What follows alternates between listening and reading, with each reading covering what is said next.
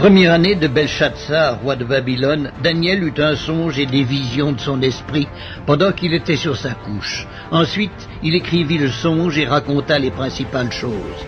Daniel commença et dit, « Je regardai pendant ma vision nocturne, et voici, les 4 vents des cieux firent irruption sur la grande mer, et 4 grands animaux sortirent de la mer, différents l'un de l'autre. Le premier était semblable à un lion et avait des ailes d'aigle. Je regardai jusqu'au moment où ses ailes furent arrachées. Il fut enlevé de terre et mis debout sur ses pieds comme un homme, et un cœur d'homme lui fut donné. Et voici un second animal était semblable à un ours, et se tenait sur un côté. Il avait 3 côtes dans la gueule entre les dents, et on lui disait « Lève-toi, mange beaucoup de chair ». Après cela, je regardai, et voici, un autre était semblable à un léopard, et avait sur le dos 4 ailes, comme un oiseau. Cet animal avait 4 têtes, et la domination lui fut donnée. Après cela, je regardai pendant mes visions nocturnes, et voici, il y avait un 4e animal, terrible, épouvantable, et extraordinairement fort. Il avait de grandes dents de fer, il mangeait, brisait, et foulait aux pieds ce qui restait. Il était différent de tous les animaux précédents, et il avait 10 cornes. Je considérai les cornes, et voici, une autre petite corne sortit du milieu d'elle, et 3 des premières cornes furent arrachées devant cette corne. Et voici, elle avait des yeux comme des yeux d'homme, et une bouche qui parlait avec arrogance. Je regardai pendant que l'on plaçait des trônes, et l'ancien des jours s'assit. Son vêtement était blanc comme la neige, et les cheveux de sa tête étaient comme de la laine pure. Son trône était comme des flammes de feu, et les roues comme un feu ardent. Un fleuve de feu coulait et sortait de devant lui. 1000 milliers le servaient, et 10 000 millions se tenaient en sa présence. Les juges s'assirent, et les livres furent ouverts. Je regardai alors à cause des paroles arrogantes que prononçait la corne, et tandis que je regardais, l'animal fut tué et son corps fut anéanti, livré au feu pour être brûlé. Les autres animaux furent dépouillés de leur puissance, mais une prolongation de vie leur fut accordée jusqu'à un certain temps. Je regardai pendant mes visions nocturnes, et voici, sur les nuées des cieux arriva quelqu'un de semblable à un fils de l'homme. Il s'avança vers l'ancien des jours, et on le fit approcher de lui. On lui donna la domination, la gloire et le règne. Et tous les peuples, les nations et les hommes de toutes les langues le servirent. Sa domination est une domination éternelle qui ne passera point, et son règne ne sera jamais détruit. Moi, Daniel, j'eus l'esprit troublé au-dedans de moi, et les visions de ma tête m'effrayèrent. Je m'approchai de l'un de ceux qui étaient là, je lui demandai ce qu'il y avait de vrai dans toutes ces choses. Il me le dit et m'en donna l'explication. Ces 4 grands animaux, ce sont 4 rois qui s'élèveront de la terre. Mais les saints du Très-Haut recevront le royaume, et ils posséderont le royaume éternellement, d'éternité en éternité. Ensuite, je désirais savoir la vérité sur le 4e animal, qui était différent de tous les autres, extrêmement terrible, qui avait des dents de fer et des ongles d'airain, qui mangeait, brisait et foulait aux pieds tout ce qui restait. Et sur les 10 cornes qu'il avait à la tête et sur l'autre qui était sortie, et devant laquelle 3 autres étaient tombés, sur cette corne qui avait des yeux, une bouche parlant avec arrogance et une plus grande apparence que les autres, je vis cette corne faire la guerre aux saints et l'emporter sur eux jusqu'au moment où l'ancien des jours vint donner droit aux saints du Très-Haut, et le temps arriva où les saints furent en possession du royaume. Il me parla ainsi. Le 4e animal, c'est un 4e royaume qui existera sur la terre, différent de tous les royaumes, et qui dévorera toute la terre, la foulera et la brisera. Les 10 cornes, ce sont 10 rois qui s'élèveront de ce royaume. Un autre s'élèvera après eux, il sera différent des premiers, et il abaissera 3 rois.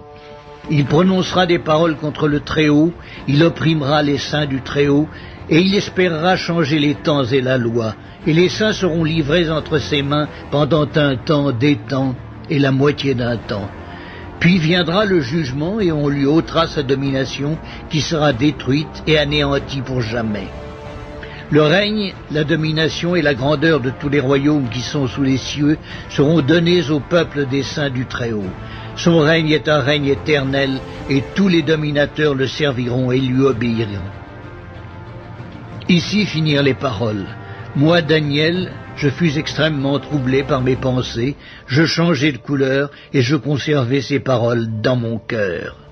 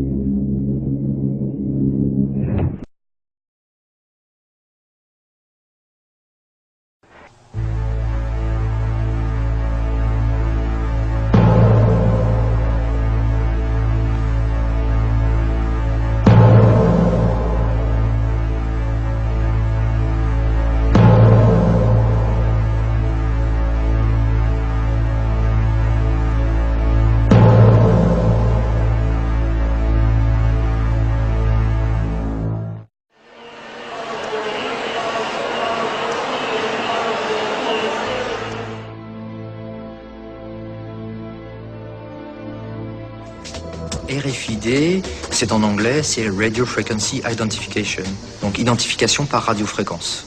Ces deux éléments vont être connectés ensemble et c'est ce qu'on va appeler l'étiquette station de lecture qui va permettre de communiquer avec cette étiquette et on aura à ce moment-là un transfert d'informations qui va se faire entre l'étiquette RFID et la station de lecture.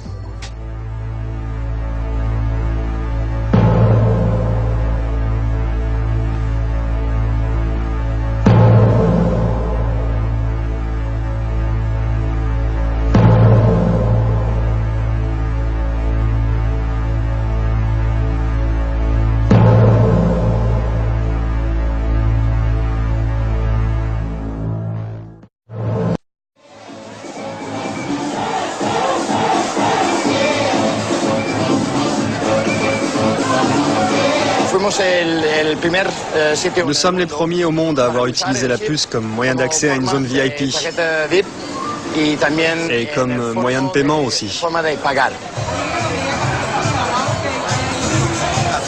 Je suis l'infirmière qui implante les puces ici dans la zone VIP de Baja Beach Club. J'ai implanté un peu plus de 90 personnes.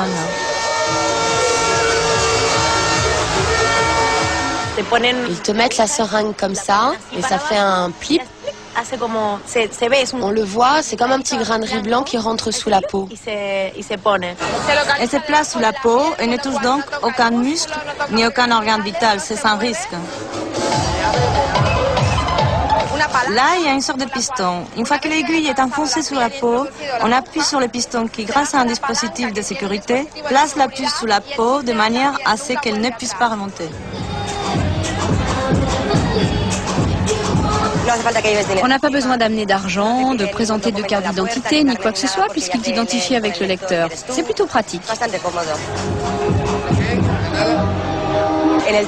Les données contenues sur la puce, je crois que c'est mon nom, un numéro de contact, mais ça, j'en suis pas sûre. Et le seul qui me reste. C'est comme un tatouage invisible. Les gens me disent qu'ils ne s'implanteraient pas une puce, mais moi je suis sûre qu'un jour ils en auront tous une sous la peau.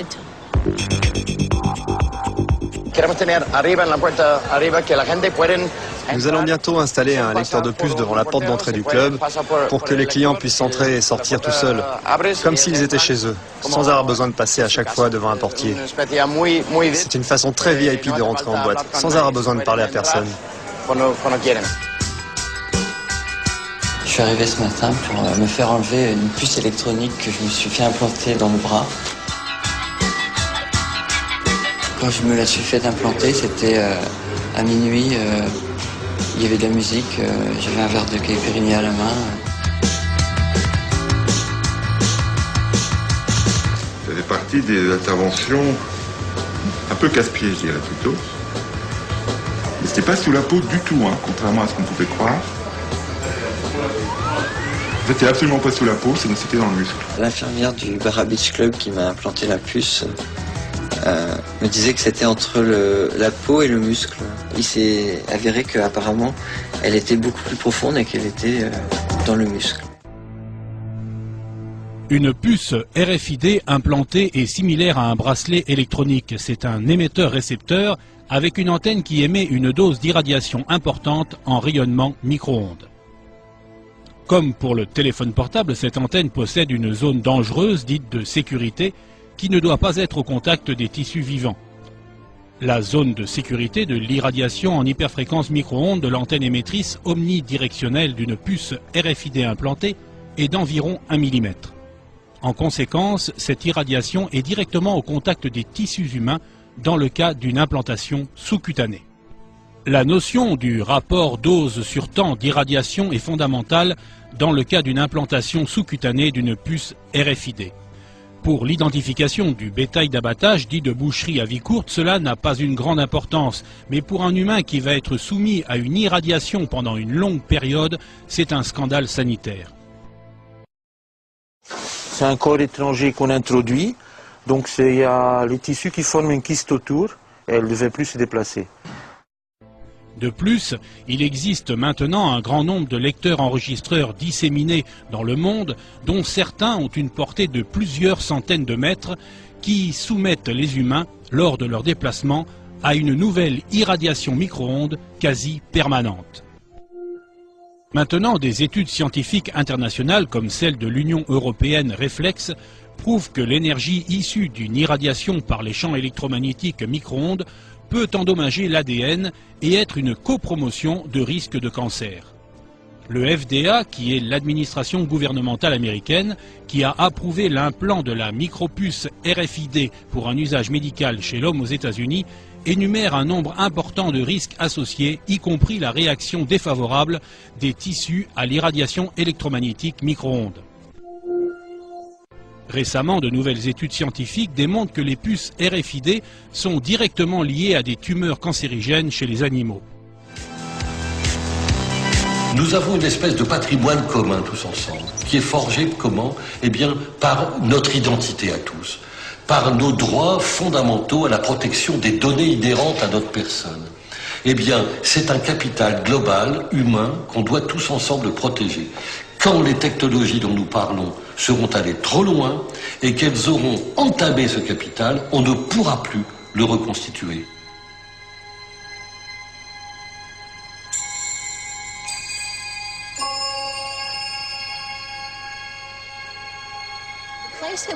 Nous avons limité l'utilisation de la RFID concernant l'étiquetage des marchandises. Nous la refusons.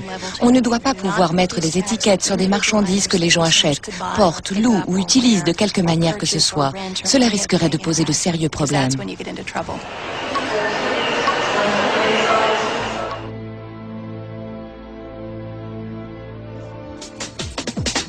On peut cacher les étiquettes RFID en les cousant dans la couture d'un vêtement. Elles peuvent aussi être dissimulées entre les couches de semelles de chaussures ou glissées entre les épaisseurs de carton des paquets d'emballage. Il est donc fort possible qu'il y ait une étiquette RFID sur quelque chose que l'on porte ou que l'on tient sans même qu'on ne le sache. Indépendamment des problèmes d'éthique, la généralisation d'un plan RFID et plus globalement la dissémination souvent à l'insu des personnes de centaines de milliards d'étiquettes RFID dans notre environnement associé à des centaines de millions de lecteurs RFID devrait être au cœur d'un scandale sanitaire inégalé. Vous pouvez prendre connaissance des dossiers scientifiques et des normes RFID issus de l'Institut européen de standardisation des télécommunications appelé ETSI dans les dossiers de Next Stop Organisation, mais aussi dans le site belge StopPuce ou américain SpyShips.